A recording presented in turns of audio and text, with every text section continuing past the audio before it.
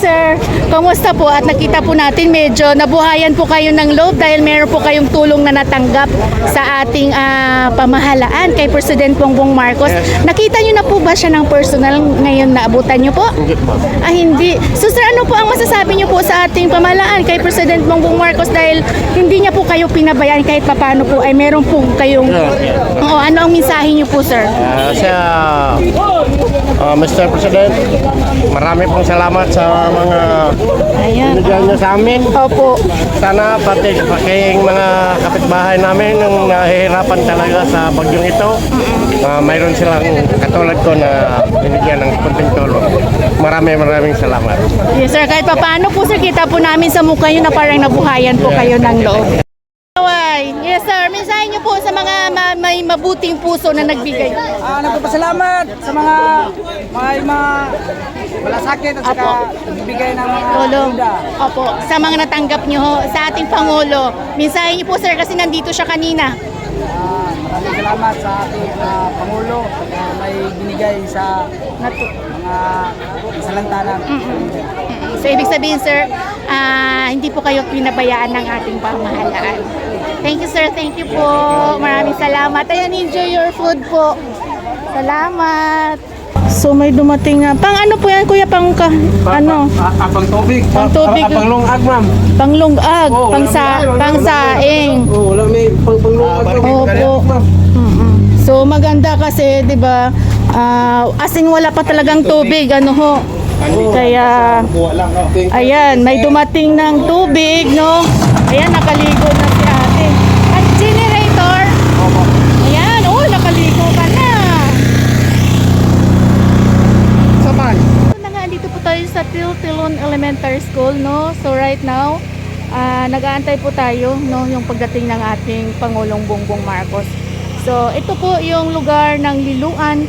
Ang sabi po nila, yung may pinakamatinding tinamaan nitong bagyong Tino. Kaya sa ngayon talagang ito po yung naunang pupuntahan ng ating Pangulong Bongbong Marcos para siyempre mabigyan nga po no, ng tulong at makita po yung kanilang sitwasyon dito. So ito po yung nagsisilbing kanilang shelter sa ngayon. No, sa pang-5 araw ng bagyong Tino. So bit pa ni Kuya, no? Yung putik ng sako. Ayan na yung pagkain para sa ating mga kababayan na nabiktima ng ayan, giniling.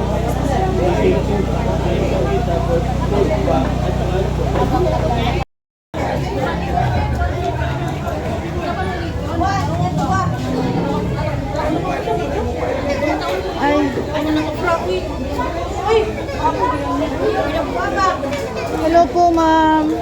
Kumusta po kayo? Mahirap nga. Ano ka may pagkain ng suporta dito? Opo. May pagkain po kayo. So, mayroon na din po nagluluto sa taas. Ilang days na po kayo dito, ma'am, ate? Ano, taka-quality? 3 days. 3 days na. 4 months.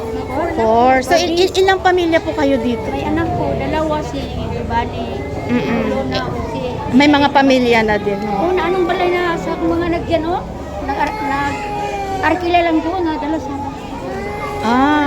As in. So, buti po kayo kahit paano may naisalba po kayong gamit. Mga may nagbigay na ba ng mga relief, ma'am? So mga bigay na po yan sa inyo. As in, wala po talaga kayong naisalba na gamit. Ang di lang nagdala-dala dito. Hindi man lang muna sa tubig. Dati yung nakaraan na audit. Audit lang po ang tubig. Hangin yun lang. Oo, di katulad ngayon talagang ano po siya mataas. Ano talaga ma'am? Mamut yun nga pang ano. Matindi po talaga. Wala na naman balay din. Yung bubong na ito, abot po yan. Yan, pag ganun, yan, nakatira mga alam yan. Ito, pamilya ito ng manugang namin yun. Oo. Pari ko yan, kabatingan. Mga kabatingan, mga anak yan. Wala ng bahay mo. Nawala ng bahay? Nawalan po kayo ng bahay, ate. As in, wala din po kayong naisalba. Basta ako sa kinan. Naanod lahat. So, back to ano din po talaga kayo, no? So, ayun, no, at parating po ang ating Pangulo at malalaman po natin yung tulong na ibibigay po sa inyo. Thank you po.